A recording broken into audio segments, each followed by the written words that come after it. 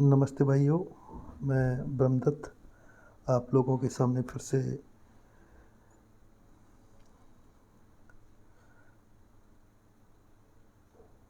जैसा कि मैंने आप लोगों को बताया कि मैं आगरा दीवानी कचहरी में हर रोज़ मिलता हूँ और फ़िलहाल मैं होली की वजह से घर पे आया हुआ हूँ और आप लोगों को होली की बहुत बहुत शुभकामनाएँ।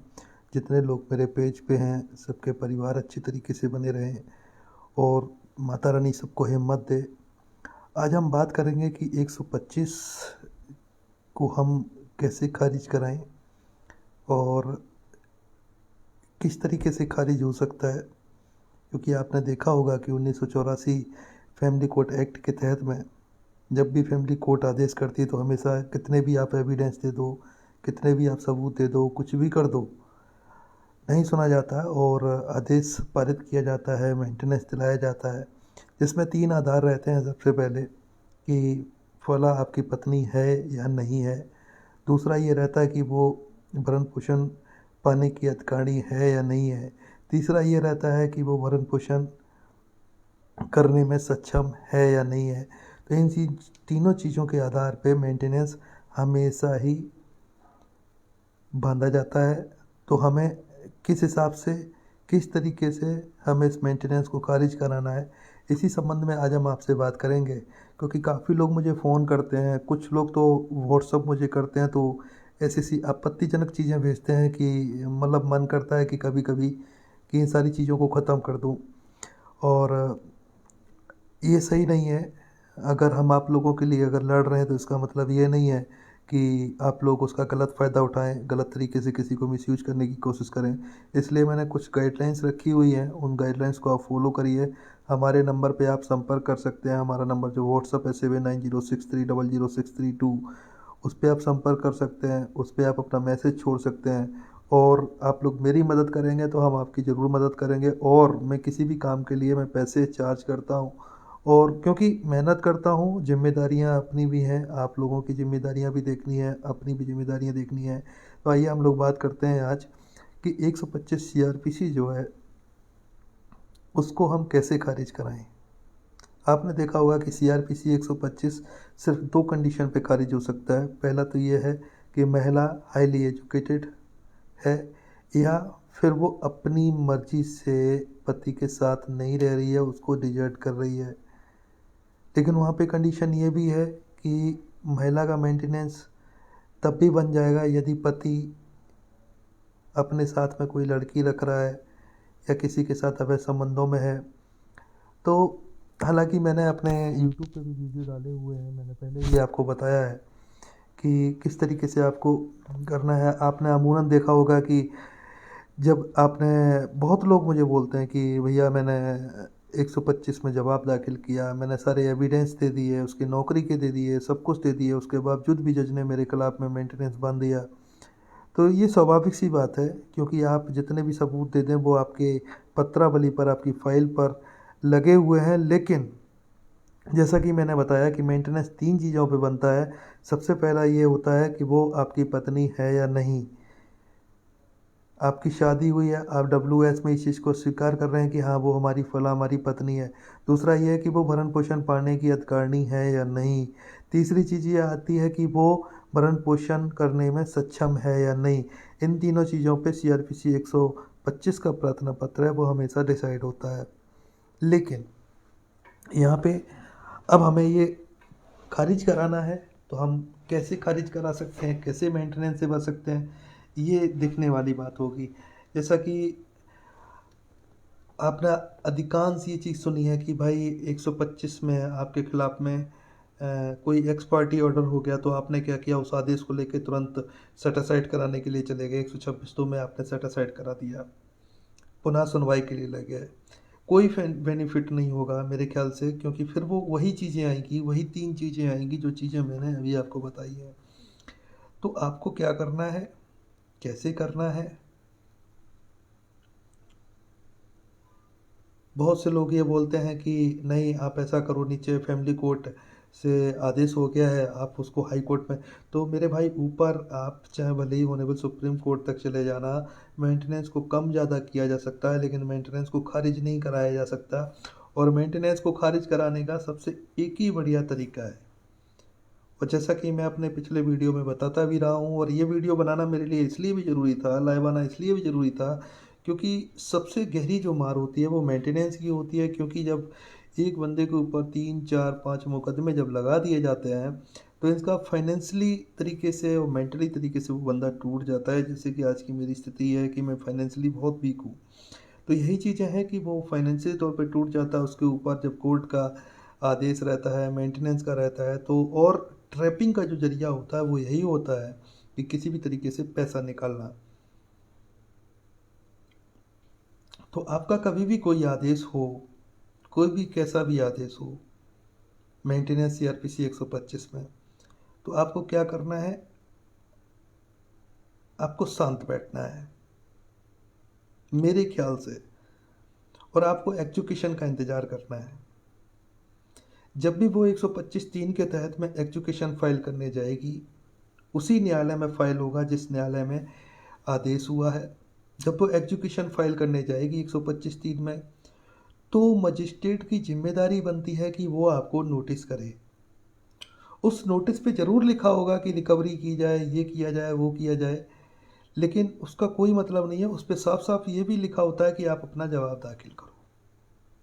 तो इसका मतलब ये है, वहाँ पे ये पूछा जाता है कि आपको ये आदेश दिया गया था, इस तारीख को मेंटेनेंस जमा करने का आदेश दिया गया था, आपने क्यों नहीं किया है, इस पे आप आपत्ति दीजिए या अपना जवाब दीजिए। तो वहाँ पे हमारी जिम्मेदारी बनती है कि जब कोई एजुकेशन 125(3) में जब दाखिल होता है लड़की की तरफ से, तो वहाँ से सम्मन आते हैं, एक सम्मन आएगा। और अगर आपके पास सम्मन नहीं आया है तो उस फाइल की ऑर्डर शीट देखिए, ऑर्डर शीट में सम्मन का आदेश किया होगा। डायरेक्ट मजिस्ट्रेट वारंट नहीं निकाल सकता, वो आपसे कारण जरूर पूछेगा कि आपने मेंटेनेंस क्यों नहीं दिया जो आदेश किया गया था। जैसे कि बोल देते हैं कि हर महीने की 10 तारीख को आपको मेंटेनेंस देना है, आदेश में किया गया, और आपने वो मेंटेनेंस नहीं दिया, तो एजुकेशन फाइल हुआ। तो मजिस्ट्रेट की जिम्मेदारी बनती है कि उस एग्जीक्यूशन पे आपसे पूछा जाए, आपको सम्मन भेज के पूछा जाए कि आप कोई अपना जवाब दाखिल करिए कि आपने फला फला डेट पे मेंटेनेंस क्यों नहीं दिया। उस कंडीशन में लेकिन आपने क्या है कि लोग देखा होगा कि आपके पास कोई सम्मन आता भी है या नहीं भी आता है, तो लोग ये बोलने लगते हैं कि भाई ये काम करो, पैसा जमा कर दो, नहीं तो आपको जेल भेज दिया जाएगा। अगर एग्जीक्यूशन पर मजिस्ट्रेट यानी जज, मजिस्ट्रेट नहीं बोल सकते, जज बोल सकते हैं क्योंकि एडीजे लेवल के हैं, तो जज अगर एग्जीक्यूशन पे सम्मन का आदेश करते हैं, आपको सम्मन नहीं मिलता है, कोई दिक्कत वाली बात नहीं है। आप उसके ऑर्डर की कॉपी देखिए, उस सॉरी ऑर्डर शीट की कॉपी देखिए, ऑर्डर शीट में उसने सम्मन का आदेश किया होगा। ठीक है, जब सम्मन का आदेश हो जाता है, हमें सम्मन मिलता है, तामील होता है, नहीं होता है, तो मजिस्ट्रेट क्या करता है, अगली डेट में वारंट इशू कर देता है कि नहीं नहीं ये रिकवरी करी जाए, फलां ठिकाना मार बवाल पुलिस के लिए कर देते हैं।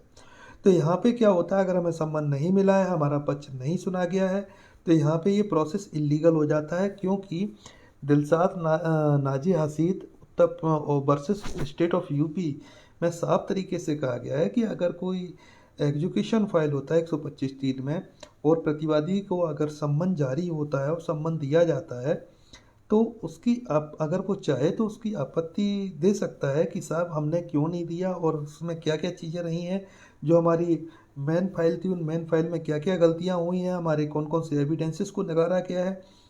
ये भी मैटर नहीं करता है कि वो आपकी आपत्ति को सुनते हैं या नहीं सुनते हैं। अगर वो डायरेक्ट अगर बिना सुने आपकी आपत्ति को अगर वो वारंट के लिए आदेश कर देते हैं, तो वो ऑर्डर शीट पे ज़रूर लिखेंगे कि वारंट इशू किए जाए। तो आप उस ऑर्डर शीट को लेके ऊपर ऑनेबल हाई कोर्ट में जा सकते हैं, तो वहाँ आपको रिलीफ मिलेगा। अगर 125 में आपका आदेश हो गया और आपने सोचा कि हम डायरेक्ट हाई कोर्ट चले जाएं, तो मेरे भाई आपको वहाँ रिलीफ नहीं मिलेगा। हो सकता है मेंटेनेंस आपका कम कर दिया जाए, ज़्यादा कर दिया जाए, लेकिन मेंटेनेंस खारिज नहीं हो सकता। लेकिन जब एग्जीक्यूशन फाइल होगा, एग्जीक्यूशन पे आपको सम्मन भेजा जाएगा, आपको सम्मन तामील होता है या नहीं होता है वो ऑर्डर शीट पे मेंशन होगा। और अगर डायरेक्ट अगर वारंट निकाल दिया जाता है, कोर्ट आपको डायरेक्टली जेल नहीं भेज सकती और ना ही आपसे डायरेक्टली पैसा मांग सकती है।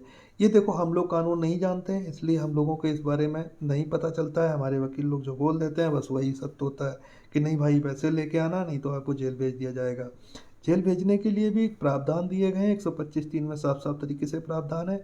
सबसे पहले एग्जीक्यूशन फाइल हो, आप अपने ऑर्डर शीट को देखो, ऑर्डर शीट में आपको सम्मन जारी किए गए होंगे और उस सम्मन को भेजने का मतलब ही ये होता है कि उसमें लिखा होता है कि आप इस फला फला डेट पे आइए और अपना जवाब दीजिए आगे कि आपको ये आदेश दिया गया था, इस तारीख को ये आदेश दिया गया था जमा करने के लिए, आपने क्यों नहीं किया, उसका आप जवाब दीजिए।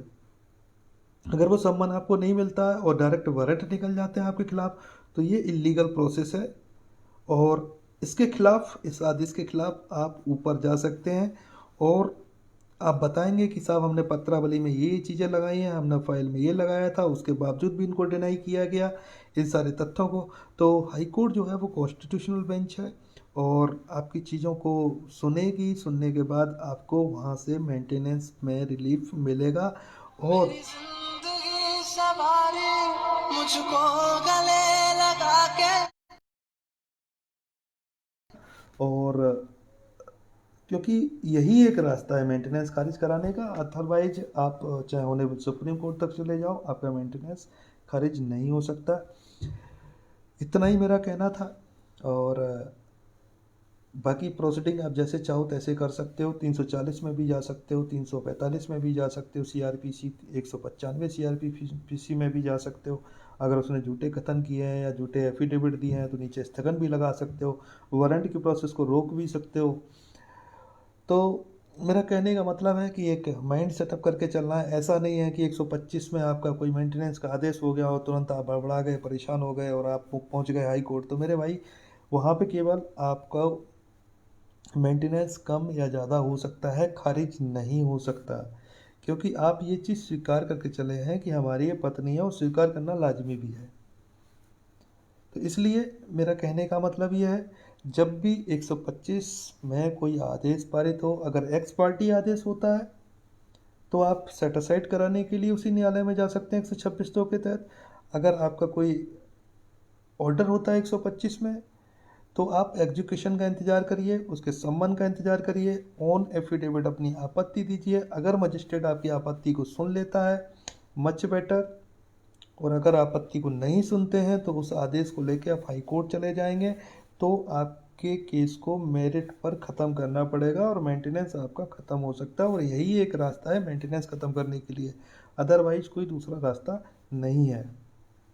आगे हम अपने वीडियो में बताएंगे, अपने यूट्यूब में भी एक हम वीडियो बनाएंगे और उसमें हम बताएंगे कि अगर किसी ने अगर फॉल्स एफिडेविट दिया है और मजिस्ट्रेट ने उन तथ्यों को स्वीकार करते हुए, पत्रावली पे कोई एविडेंस नहीं है, इन सब चीज़ों को स्वीकार करते हुए, आपने देखा होगा कि महिलाएं बढ़ा चढ़ा के सैलरी बताती हैं, बढ़ा चढ़ा के तथ्य मेरी रखती हैं, जिंदगी सवारी बढ़ा चढ़ा के तथ्य